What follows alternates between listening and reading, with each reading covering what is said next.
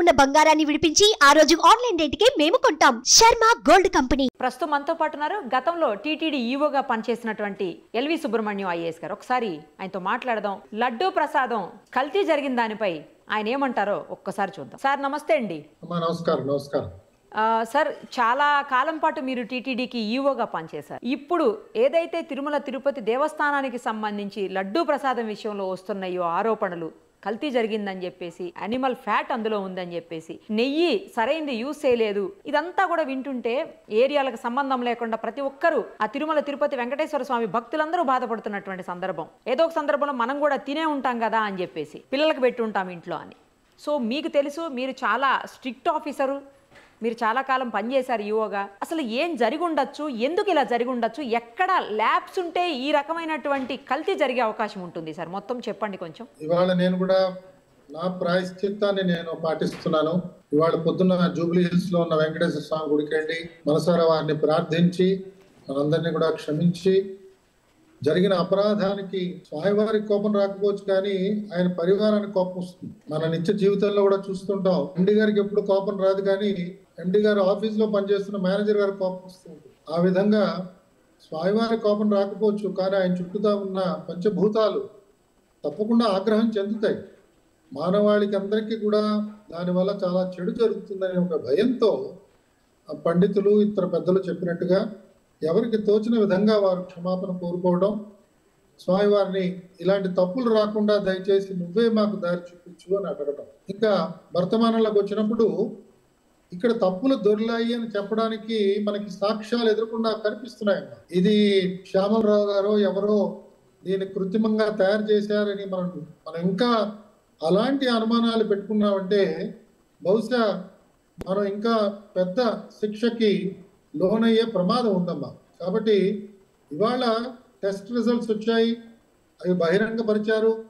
దాని గురించి సుదీర్ఘంగా వారు మంతన చేసి ఎందుకు ఇలా అయింది ఏమిటి అన్ని తెలుసుకున్న తర్వాతనే దీన్ని బహుశా ప్రకటించారని నేను భావిస్తున్నాను. ఎందుకంటే మనం చూసాం, జూలై 17వ తారీఖు నాడు శాంపిల్స్ వెళ్ళాయి, అలాగే 2-3 తారీఖుల్లో శాంపిల్స్ పంపించారు. ఇవన్నీ కూడా నిన్న మొన్న కొన్ని ప్రెస్ రిలీజెస్లో కొన్ని వివరాలు బయటకు వచ్చాయి. ఇవాళ ఇంకా కూడా ఇది జరగలేదు అని మనం అనుకోవటం బహుశా అది అమాయకత్వం కాదు కానీ అది కూడా ఒక రకమైన అన్యాయం చేద్దామనే ఒక భావంతోనే మాట్లాడినట్టు అవుతుంది. అందుకని నేను పూర్తిగా నమ్ముతున్నాను అది జరిగింది. కాకపోతే నాకు తెలియనిది, మీకు తెలియనిది, ఇది కావాలని చేశారా అంటే ఇంత దుర్మార్గం ఒక హైందవ క్షేత్రం మీద చేద్దామని ఒక కసితో ఎవరైనా చేశారా, లేదా వ్యాపార యుక్తంతో ఇంకో 10 రూపాయలు సంపాదిద్దాం, ఇంకో 2 భవనాలు కట్టుకుందాం అనే ఒక అత్యాశతో ప్రైవేటు యాజమాన్యం వారు చేసిన దానికి టీటీడీలో ఉన్న అధికారులు కొంతమంది ఒత్తాసు పలికారా, ఇది మనకి ఇంకా తెలియదమ్మా. ఇది బహుశా ఇప్పుడు ప్రభుత్వం ఏర్పాటు చేస్తున్న స్పెషల్ ఇన్వెస్టిగేషన్ టీంలో ఈ వివరాలని మనకి బయటకు వస్తాయి. కానీ భక్త కోటి అందరూ కూడా ఈ ఒక తప్పిదం జరిగింది, జరగడానికి కారకులు తిరుమల తిరుపతి దేవస్థానంలో ఉన్న కొంతమంది అధికారులు అని నమ్మడంలో ఏమాత్రం కూడా తప్పు లేదు. మనం వాళ్ళని వెంబడించి వెంటనే శిక్షించాలి, ఉరి తీయాలి అనే భావాల్లోకి మనం వెళ్లకుండా చట్టరీత్యా తీసుకోవాల్సిన చర్యలు వారి మీద తీసుకుంటారు. ఇది పునరావృతం కాకుండా ఉండాలంటే రాష్ట్ర ప్రభుత్వం ప్రత్యేకంగా ఎలాంటి జాగ్రత్తలు తీసుకోవాలని దాని మీద దృష్టి పెడితే ఇంకా బాగుంటుందని నాకు అనిపిస్తుందమ్మా. సార్, మీరు ఎక్కడో చెప్తుంటే విన్నాను నేను, గతంలో కూడా కొన్ని ల్యాబ్స్ ఉన్నాయని చెప్పేసి మీరు పనిచేస్తున్న సమయంలో ముఖ్యమంత్రికి చెప్పినా కూడా, ఆయన దృష్టికి తీసుకెళ్ళినా కూడా పెద్దగా స్పందన లేదు అని మీరు అంటుంటే మేము విన్నాను. ఏ విషయాల్లో ల్యాబ్సెస్ ఉన్నాయి సార్ అక్కడ? అంటే నేను ప్రధాన కార్యదర్శిగా పనిచేస్తున్న రోజుల్లో నా సమక్షంలో ఒకసారి తిరుమల తిరుపతి దేవస్థానం ధర్మకర్తల మండలి గురించి చర్చ జరిగిందమ్మా. Okay sir. ఎవరో అడగడం, ఎవరినో వెయ్యాలి అనే ఆలోచన రావడం, అప్పుడు సంఖ్యాపరంగా విపరీతంగా పెంచుతున్నప్పుడు నేను గౌరవ ముఖ్యమంత్రి గారికి ఆ రోజుల్లో, సార్ ఇంతమందిని మీరు వేస్తే ఆ తిరుమల క్షేత్రంలో వాళ్ళు పనిచేయడం దుర్లభం అయిపోతుందండి, నాకు అనుభవం ఉంది, నేను చెప్తున్నాను, దయచేసి అంతమందిని వేయకండి, చట్టరీత్యా ఎంతమంది ఉన్నారో వారిని భరించడమే చాలా కష్టం అక్కడ, ఎందుకంటే సర్వసామాన్యంగా ధర్మకర్త మండలిలోకి వచ్చే సభ్యులలో చాలా మంది, అత్యధిక సంఖ్య, ఎంతసేపు కూడా వారి మంది మార్బలానికి సేవలు అందించాలి, దర్శనాలు అలా చేయించాలి, వారి మీద కూడా చాలా విపరీతమైన ఒత్తిడి వస్తుంది. కాబట్టి వారందరూ అలా ఆలోచన చేయడం, దానికి అధికారులు ఎలా స్పందించాలో తెలియకపోవడం, ఇంకా కోటా సిస్టమ్ పట్టురావడం, ఒక బోర్డు మెంబర్కి రోజుకి ఇన్ని టికెట్లు, వారానికి ఇన్ని అభిషేకాలు, ఇలా ఏవేవో ఏర్పాట్లు చేయడం, చైర్మన్ గారికి బోర్డు మెంబర్లకి ఒక రకమైన తగువలాట ఉండడం, బోర్డు చైర్మన్ గారు కనుక గట్టిగా లేకపోతే వీళ్ళందరూ ఆయన ఒక ఆట ఆడించడం, ఇవన్నీ కూడా గతంలో అనేక పర్యాయాలు అధికారులు ఇవన్నీ కూడా అనుభవాలన్నీ చూశారు. అసలు ధర్మకర్తల మండలి అంటే ధర్మం ముందు వీరికి తెలియాలి, వీరికి ముందు శాస్త్రం తెలియాలి. వీరు ఎవరికి కూడా అది తెలిసే అవకాశమే లేదు. ఎందుకంటే అసలు వీరు ఎవరికి సమయం ఉండదు. బోర్డు సమావేశానికి వస్తారు కొంతమంది, సమావేశానికి వచ్చి వెంటనే వెళ్ళిపోతారు.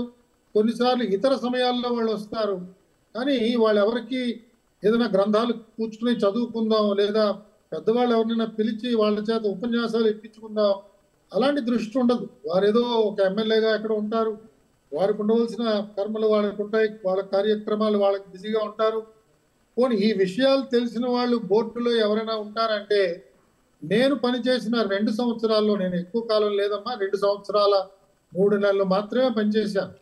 ఆ 2 సంవత్సరాల 3 నెలల కాలంలో నాకు ఒక్క బోర్డు సభ్యుడు కూడా ధర్మం గురించి మాట్లాడటానికి ఎక్కడా కూడా దీని మీద ఆసక్తి చూపించేవారు కాదు. వారికి భక్తి ఉండొచ్చు, భక్తి ఉంది తప్పకుండా, అందులో నేను భక్తిని శంకించడానికి నేను ఎవరిని దాంట్లో, కానీ వారికి మార్గం తెలియదు. ఏది సరి అయిన పద్ధతి, ఏది సరైన పద్ధతి కాదు కూడా తెలియదు. ఎలాంటి వ్యక్తిగత నియమావళి ఏర్పాటు చేసుకోవాలో తెలియదు. వారిలో కొంతమంది లెటర్ హెడ్స్ అమ్ముకున్న వాళ్ళు కనిపించారు. ఆ అమ్ముకున్న తర్వాత విజిలెన్స్ లో వాళ్ళు దొరకడం, విజిలెన్స్ వారి చేతిలో మనం దొరికితే ఎలాంటి గౌరవ భంగం కలుగుతుంది మనకి. మరి వారిని ధర్మకర్త మండలి అని చెప్పి మనం చెప్తూ ఉంటే ఆ ఆలయానికి అపవిత్రత వస్తుంది కదా. ఇవన్నీ నేను నెమరు వేసుకుంటూ, ఇదంత విపులంగా చెప్పలేదు ముఖ్యమంత్రి గారికి, కానీ ఇంతమంది సంఖ్య మీరు దయచేసి పెంచకండి సార్, చాలా ఇబ్బందులు వస్తాయి అక్కడ అధికారులకి, వాళ్ళు ఎవరు పనిచేయలేరు, వాళ్ళు నిరంతరం కూడా వాళ్ళకి క్షోభ పెడతారు వీళ్ళని చెప్తే, ఆయన ఒకే మాట అన్నాడు, నేనేం చేయనన్నా, చాలా మంది నా మీద ఒత్తిడి తీసుకొస్తున్నారు అని. ఒత్తిడి తీసుకురావడం సహజం, కానీ ఒక నాయకుడు ఒత్తిడి ఉన్నా కూడా ఎలాంటి వారిని వెయ్యాలి, ఏ స్థానానికి ఎవరిని వెయ్యాలి అన్నది ఆయన సున్నితంగా చూసి జాగ్రత్తగా నిర్ణయం చేయకపోతే ఆ నాయకుడికే తర్వాత భంగపాటు అవుతుంది. చరిత్రలో ఆయన్ని చాలా చాలా హీనంగా చూస్తారు. అందుకని నేను ఆయనకి ప్రాధేయపడ్డాను, కానీ ఆ రోజు ఉపయోగపడలేదు. తదనంతరాన ఆయన ఏం చేద్దాం అనుకున్నాడో ఆ విధంగానే చేశాడు. మనం చూసాం, ఒక 40 మందినో 50 మందినో వేయటం. అసలు అంతమంది కూర్చుని సమావేశం జరపడానికి బహుశా తిరుపతిలో మహతి ఆడిటోరియం పనికొస్తుందేమో, కానీ తిరుమలలో ఉన్న అన్నమయ్య భవన్లో అంతమంది కూర్చోలేరమ్మా. ఇంతమంది తయారయ్యేప్పటికీ అక్కడ చీఫ్ ఇంజనీర్ గారికి, సరే జేఈఓ గారి పరిస్థితి అగమ్య గోచరంగా అయిపోతుంది. ఎందుకంటే ఈ తాకిడంతా కూడా జేఈఓ తిరుమల మీద ప్రత్యేకంగా పడుతుంది. ఇది నేను ఊహించి ఆయనకి చెప్పడానికి ప్రయత్నం చేశానమ్మా. సార్, అన్య మతస్థుల విషయంలో కూడా మీరు ఏదో కొంత అసంతృప్తికి లోనైనట్లు అప్పుడు విన్నాం సార్, నిజమేనా సార్? అక్కడ ఉద్యోగం చేసేవాళ్ళు. అవునమ్మా, తప్పకుండా అమ్మా. ఉద్యోగం చేస్తున్నప్పుడు ఒకసారి ఎక్కడో పాంఫ్లెట్లు దొరికాయి. పాంఫ్లెట్లు దొరికితే ఆ పాంఫ్లెట్లు వెంటనే ఎంక్వైరీ చేసి ఎవరు వేసి ఉంటారా అని కొంతమంది మీద అనుమానాలు పడి వాళ్ళ మీద ఏదో ఎంక్వైరీలు చర్యలు తీసుకోవడం ప్రారంభించాం. దురదృష్టవశాత్తు మనకేమవుతుందంటే ఉద్యోగస్తుల్లో కొంతమందికి వాళ్ళ సర్వీస్ రిజిస్టర్లో హిందువులు అని రాసి ఉంటుంది, కానీ కాలాంతరాన వాళ్ళకున్న ఆకర్షణలు కావచ్చు, వారి జ్ఞానం కావచ్చు, ఏదేమైనా కూడా వారు మత మార్పిడికి లోనైనప్పుడు వారిని తిరుమల తిరుపతి దేవస్థానం లేదా మన దేవాలయాల్లో, హిందూ దేవాలయాల్లో వారికి ఉద్యోగం నుంచి వారిని వెంటనే తీసేయగలిగే అధికారం చట్టరీత్యా వెంటనే చేయవలసిన ఆవశ్యకత ఉన్నది. ఇది నేను అప్పట్లో చెప్పాను, సర్కులర్ కూడా ఇచ్చాం. ఇచ్చిన తర్వాత ఎగ్జిక్యూటివ్ ఆఫీసర్ గారు కొంత చర్యలు కూడా ప్రారంభించారు. బట్ ఆ చర్యలు ఇంకా తుది రూపానికి ఇంకా నోచుకోలేదని చెప్పి నేను వింటున్నానమ్మా. కాబట్టి ఇదొక పెద్ద సమస్య. ఎండోమెంట్ డిపార్ట్మెంట్ లో కూడా ఇదొక పెద్ద సమస్య. నాకు తెలుసు ఒకళ్ళిద్దరు ఆఫీసర్లు నేను శ్రీశైలంలో చూశాను. వాళ్ళు కన్వర్టెడ్ పీపుల్. వాళ్ళకి అసలు అంటే వినయంగా ఉంటారు. ఉన్నత అధికారులు వచ్చినప్పుడు అంతా బాగానే ఉంటుంది, కానీ నాతో ఎవరు కూడా పరాచకాలు ఆడటానికి ఉండదు. కానీ సామాన్యమైన భక్తులతో, వారి ఉద్యోగస్తులతో, వారి నిత్య జీవిత ఒక శైలిలో మనకు ఆ భక్తి భావం కనిపించదు. కొన్ని సందర్భాల్లో అప్పుడప్పుడు చూస్తుంటాం, జీన్ ప్యాంట్స్ టీ షర్ట్స్ వేసుకుని వచ్చేస్తుంటారు ఉద్యోగాలు. మరి వారికి ఆహార్యం ఎంతో ముఖ్యం. ఎలాగైతే అర్చకుడికి మనం ఇవాళ పెట్టుకుంటున్నామో అలాగే అధికారులు కూడా ఒక నియమ నిబంధన పెట్టుకోవాలి. వారిని చూస్తే తప్పకుండా భక్తులందరికీ ఒక నమ్మకం కలగాలి. ఆ విధంగా చేయాలంటే చట్టరీత్యా కూడా కొన్ని మార్పులు తీసుకురావాలి. అలాంటి ఉద్యోగస్తులు లేకపోతే తిరుమల తిరుపతి దేవస్థానం కానీ ఇతర ప్రముఖమైన దేవాలయాలు కానీ ఏం కూలిపో. మనకి ఇన్ని వేల మంది, ఇన్ని లక్షల మంది ఇవాళ ఉచితంగా దేవాలయాలకు వచ్చి సేవ చేస్తున్నారు. వారికి ఈ మరిన్ని బాధ్యతలు అప్పగించి వారి ద్వారా కూడా సేవలు చేయించుకోవచ్చు. లేదా ఇంకా మంచి సేవాభావంతో ఉద్యోగస్తులు అనేక మంది ఉన్నారు, వారిని మనం ప్రోత్సహించాలి. కానీ అన్య మతాలని స్వీకరించిన వారిని పెట్టుకోవడం వల్ల వారికి ఒక రకమైన ఇబ్బందిగా ఉంటుంది. వారి ఉద్యోగ భద్రత పోతోందేమో అనే ఒక భయంతో కూడా కొన్నిసార్లు చేస్తున్నారు. కాబట్టి వేరే ఉద్యోగం ఏదో ఇవ్వండి, ఇతర డిపార్ట్మెంట్స్ తీసుకెళ్ళండి. అంతేగాని దేవాలయాల మీద వీళ్ళ వృత్తి, వీళ్ళ వల్ల అసంపూర్తిగా అనేక కార్యక్రమాలు ఉండిపోతున్నాయి. ప్రధానంగా నేను చూస్తున్నది ఏమవుతుందంటే, ఒక అధికారి ప్రవేశపెట్టిన మార్పులు రెండవ అధికారి వచ్చి వాటికి తిలోదకాలు ఇస్తున్నాడు. కంటిన్యూటీ అన్నది వాళ్ళ ఎండోమెంట్స్లో కానీ టీటీడీలో కానీ మనకి కనిపించటం లేదు. ఇది చాలా చాలా దురదృష్టకరమైన విషయం. మా అందరికీ సివిల్ సర్వీస్లో ట్రైనింగ్లో చెప్తారు, నీ ముందు పనిచేసిన వాళ్ళతో నువ్వు సంబంధం పెట్టుకోవాలి, నీ తర్వాత పనిచేసిన వాళ్ళకు కూడా నీకు కావాలంటే సలహా ఇవ్వాలి అని. కానీ ముందు పనిచేసిన వాళ్ళతో మనం సంబంధం పెట్టుకున్నా, నా తర్వాత పనిచేసిన వాళ్ళు నా సలహాని అడగకపోతే నేను బహిరంగంగా బయటకు పరిగెత్తుకొచ్చి నేను సలహాలు ఇవ్వడానికి రెడీగా ఉన్నాను, దయచేసి నా దగ్గర రండి అని నేను ఎలా అడుగుతాను? కాబట్టి మేము ఒకనొక సమయంలో, మీరు సమయం ఇస్తే చెప్తాను, మేము టీటీడీ ఎగ్జిక్యూటివ్ ఆఫీసర్ల కింద ఎవరెవరు పనిచేశారో వారందరినీ కూడా ఒక కొలీజియం లాగా ఏర్పాటు చేసి వారందరి యొక్క సలహా మేరకు ఎగ్జిక్యూటివ్ ఆఫీసర్ని పోస్టింగ్లు ఇస్తే బాగుంటుంది అని కూడా మేము ఆ రోజుల్లో అనుకున్నామమ్మా. ఇప్పుడు ఆ రోజుల్లో మా అందరికీ పెద్ద దిక్కు పివిఆర్కే ప్రసాద్ గారు, ఆ తర్వాత ఎంవిఎస్ ప్రసాద్ గారు, ఏపీవెన్ శర్మ గారు, అలాగే సోదరుడు రమణాచారి, కృష్ణయ్య గారు, ఐవి సుబ్బారావు గారు, అలాగే అజయ్ కల్లం గారు, ఇలాగా కొంతమంది ఇంతకు పూర్వం పనిచేసిన వాళ్ళు ఎవరెవరైతే ఉన్నారో వారిలో మీకు నచ్చిన వారిని కొంతమందిని తీసుకుని, ఒక ముగ్గురు నలుగురునో తీసుకుని ఒక కొలీజియం లాగా ఏర్పాటు చేసి వారికి ఎగ్జిక్యూటివ్ ఆఫీసర్ యొక్క పనితీరుని ఎప్పటికప్పుడు విశ్లేషణ చేయడం, అలాగే ఎగ్జిక్యూటివ్ ఆఫీసర్కి ఒకవేళ ఏమైనా అనుమానాలు ఉంటే వాటిని జాగ్రత్తగా పరిశీలన చేసి చెప్పడం ఒక రకమైన ఒక బాధ్యత మాత్రమే, కానీ అధికారం కాదు. ఎగ్జిక్యూటివ్ ఆఫీసర్ ఏసీఆర్లు రాయడం కానీ, ఎగ్జిక్యూటివ్ ఆఫీసర్ని ట్రాన్స్ఫర్ చేయడం కానీ ఇలాంటి కుచితమైన ఆలోచన నా మనసులో లేదమ్మా. వాళ్ళకి మనం ఏ విధంగా ఆలోచనలు ఎలా రేకెత్తించాలి, ఇంతకు పూర్వం ఎలా జరిగింది, ఆ రోజుల్లో ఉన్న ఎగ్జిక్యూటివ్ ఆఫీసర్ గారు ఏ విధమైన ఆలోచన చేశారు, అది ఎందుకు మనం మానేస్తున్నాం, దీన్ని మనం ఒకసారి కంటిన్యూ చేస్తే బాగుంటుంది కదా అని చెప్పగలిగితే అప్పుడు ఆయనకు కూడా ఒక ఆలోచన వస్తుంది.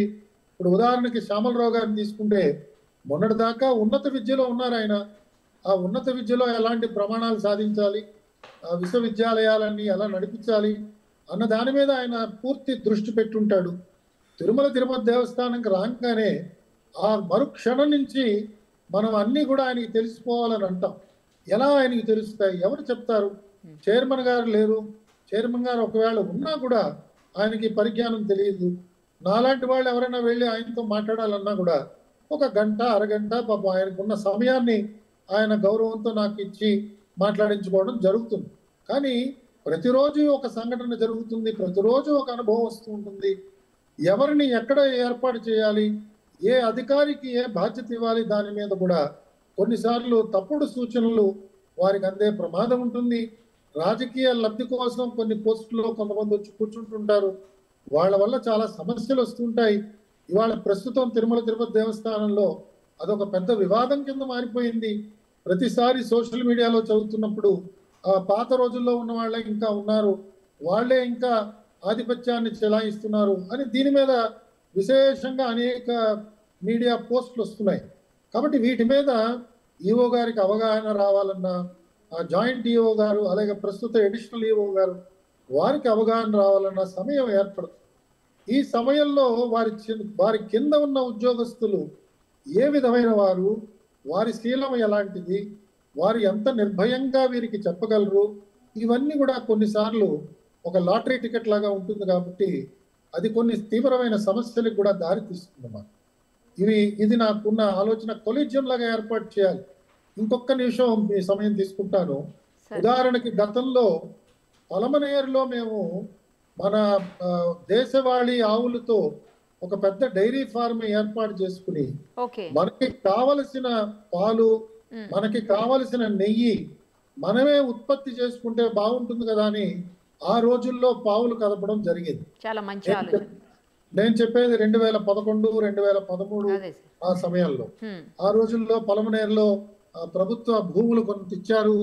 ఫారెస్ట్ డిపార్ట్మెంట్ దగ్గర ఉన్న రెవెన్యూ ల్యాండ్స్ కొన్ని ట్రాన్స్ఫర్ చేశారు. ఆ ల్యాండ్స్ అన్ని నేను వెళ్ళి సూపర్వైజ్ చేసి అవన్నీ ఇన్స్పెక్ట్ చేసి చాలా బాగుంటుంది, బెంగళూరు రోడ్ లో ఉంది, బెంగళూరుకి ఎగ్జాక్ట్ గా 100 కిలోమీటర్స్ దూరం, ఇక్కడ పెడితే బాగుంటుంది.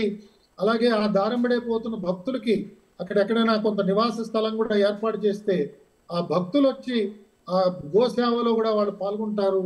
అలాగే తిరుమల దేవాలయాల్ని విచ్చేస్తున్న పుణ్యపురుషులు, పీఠాధిపతులు వారందరూ కూడా వారు బస చేయడానికి వారికి కావాల్సిన పర్ణశాలలు అక్కడ కొన్ని పెడితే వారు కూడా వచ్చి అక్కడ ఉండొచ్చు. కొన్నిసార్లు చాతుర్మాస దీక్ష వారు అక్కడ చేయొచ్చు అని ఇలాంటి కొన్ని ఆలోచనలు ఆ రోజులో చేశాం.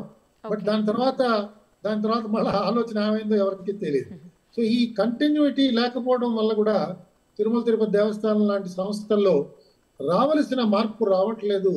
కొన్నిసార్లు భక్తులకి దీనివల్ల తీవ్రమైన ఆందోళన కూడా చెందుతున్నారమ్మా. సార్ ఒక్క విషయం చెప్పండి, ఏంటంటే ఇప్పుడు ఈవోగా మీరు ఎప్పటికప్పుడు చెకింగ్స్ అంటే నాణ్యమైన నెయ్యి వెళ్తుందా, కరెక్ట్గా వెళ్తుందా, లేకపోతే మధ్యలో ఎవరన్నా కల్తీ చేస్తున్నారా, లేకపోతే అసలు రావడమే కల్తీగా వస్తుందా, దీన్ని ల్యాబ్కు పంపించడం, టెస్ట్ చేయటం, ఇలాంటివన్నీ కూడా ఈవోల పర్యవేక్షణలో జరుగుతాయండి, లేకపోతే అసలు ఈవోలు ఏమి ఇన్వాల్వ్ గారా? అంటే పర్యవేక్షణ చేయడానికి వివిధ స్థాయిల్లో అనేక మంది అధికారులు ఉన్నారమ్మా. Right sir. మనకి పోటూలో ఒక ఏఈఓ ఉంటారు, పోటూరు ఆయన చూస్తూ ఉంటాడు. జేఈఓ గారు అక్కడే ఉంటాడు, ఆయన తిరుమల క్షేత్రంలోనే ఆయన హెడ్ క్వార్టర్స్. వీళ్ళిద్దరికీ కూడా ప్రధానమైన బాధ్యత. ఇది కాకుండా పోర్టు వర్కర్స్ అందరికీ కూడా వారు ఒక క్షణంలో చెప్పగలుగుతారు నెయ్యిని చూసి దీంట్లో ఎలాంటి నాణ్యత ఉన్నది అని చెప్తారు. కానీ శాస్త్రీయంగా అసలు నెయ్యి ఎలా ఉన్నది, దాని శాంపుల్స్ని తీయడం, పరీక్షలకు పంపించడం, ఇవన్నీ జరుగుతూ ఉంటాయి. కానీ బహుశా ఆశించిన ప్రమాణాల్లో జరగడం లేదు. ఎందుకంటే మాకు సొంత ల్యాబ్ లేదు. ఆ ల్యాబ్ పెట్టడంతోనే సరిపోదు, కానీ ఆ ల్యాబ్ చాలా జాగ్రత్తగా నిర్వహణ చేయాలి. నేను మెడికల్ అండ్ హెల్త్ డిపార్ట్మెంట్లో పనిచేశాను, నాకు అనుభవం ఉన్నది. ప్రభుత్వం నడిపిస్తున్న మెడికల్ ల్యాబ్స్ లోనే వాళ్ళ చాలా సమస్యలు వస్తున్నాయి. నాకు జ్ఞాపకం, కరీంనగర్ జిల్లాలో ఒకసారి అందరికీ ప్లేట్లెట్లు సరిపోవట్లేదని చెప్పి పెద్ద బీభత్సం అయిపోయింది. ఎంత పెద్ద సమస్య అయిందంటే ఆ రోజుల్లో సందీప్ సుల్తానియా అని చెప్పి కలెక్టర్ ఉండేవాడు. ఆయన కరీంనగర్ లో ఉన్న ఇండోర్ స్టేడియంలో ఒక 100 పడకలు వేసి ప్రతిరోజు ఒక 100 మంది యువతలను తీసుకొచ్చి యువకుల్ని వాళ్ళందరి దగ్గర ప్లేట్లెట్స్ డొనేట్ చేయించి సరఫరా చేసేవాళ్ళు. ఇది ఈ ప్రహసనం ఒక 2 వారాలు జరిగిన తర్వాత మేము గ్రహించింది ఏమిటంటే ఆ ప్లేట్లెట్లు టెస్ట్ చేసే మెషిన్ క్యాలిబ్రేట్ చేయలేదు. దాంతో ఆ మెషిన్లో ఉన్న లోపం వల్ల మాకు నాణ్యత ప్రమాణాలు పడిపోయినాయి. దానివల్ల మేము ప్లేట్లెట్ కౌంట్ చెక్ చేయడం కూడా తప్పుగా చేస్తున్నాం. చూడండి, ఒక జిల్లా స్థాయిలో ఉన్న ఒక ల్యాబొరేటరీలో ఇలాంటి సమస్యలు వస్తున్నాయి. మనం చాలా తేలిగ్గా బెస్ట్ ప్రాక్టీసెస్ పెట్టచ్చు కదండి అని మనం వెంటనే సలహాలు ఇవ్వచ్చు. కానీ ఎంత బెస్ట్ ప్రాక్టీసెస్ పెట్టినా దాన్ని ఆచరించడానికి కావలసిన ఉన్నత ప్రమాణాలతో ఉద్యోగాలు చేయగలిగే ఉన్నత అధికారులు మనకు కావాలి. మనం అంతమందికి జీతాలు ఇచ్చి పెట్టుకోలేం. ఓకే. ఒక పక్క ప్రభుత్వం యొక్క వాదన ఏమిటంటే అడ్మినిస్ట్రేటివ్ కాస్ట్ తగ్గాలి అని ఈ నినాదంతో మన రాష్ట్రంలో మనం ప్రత్యేకంగా గత 15 సంవత్సరాల నుంచి కూడా అనేక పోస్టులు నింపలేదు, అనేక మందికి ప్రమోషన్లు ఇవ్వడం లేదు, అనేక మందికి రిక్రూట్మెంట్ చేసుకోవట్లేదు. కాబట్టి తిరుమల తిరుపతి దేవస్థానం రేపు ఒక ల్యాబ్ పెట్టినా కూడా దాన్ని ఎలా మేనేజ్ చేయాలన్నది ఒక తీవ్రమైన సమస్య. దాన్ని జాగ్రత్తగా పరిశీలన చేయకపోతే అక్కడ స్థానికంగా ఉన్న వాళ్ళు ఇంకా వాళ్ళకి ఇబ్బంది లేదని చెప్పి ఆ రకమైన పనితీరు కూడా చూపిస్తే దానివల్ల కూడా సమస్యలు వస్తాయి. కాబట్టి ల్యాబ్కు పంపించడం అన్నది ఒక ప్రక్రియని చాలా జాగ్రత్తగా శ్యామలరావు గారు చాలా సంతోషంగా ఈరోజు ఆయన దాన్ని జాగ్రత్తగా చేయిస్తున్నారు. ఈ ఒరవడి మళ్ళా జారిపోకుండా భవిష్యత్తులో కూడా ఈ విధంగా చేస్తూ పోతే నాణ్యత ప్రమాణాలు తగ్గకుండా మనకి నెయ్యి సరఫరా జరుగుతుందని భావిస్తున్నానమ్మా. ఇలాంటి వాళ్ళ సలహాలు సూచనలు కూడా తీసుకొని ఇలాంటి విషయాల్ని అధిగమించాలి, ఇంకోసారి ఇలాంటివి జరగకుండా చూసుకోవాలి అని చెప్పేసి మనస్ఫూర్తిగా కోరుకుంటున్నాను sir. Thank you so much. తప్పకుండా. నమస్కారం గోవిందా. సుమన్ టీవీలో మీ పర్సనల్ అండ్ బిజినెస్ ప్రమోషన్స్ కోసం కింది నెంబర్కి కాంటాక్ట్ చేయండి.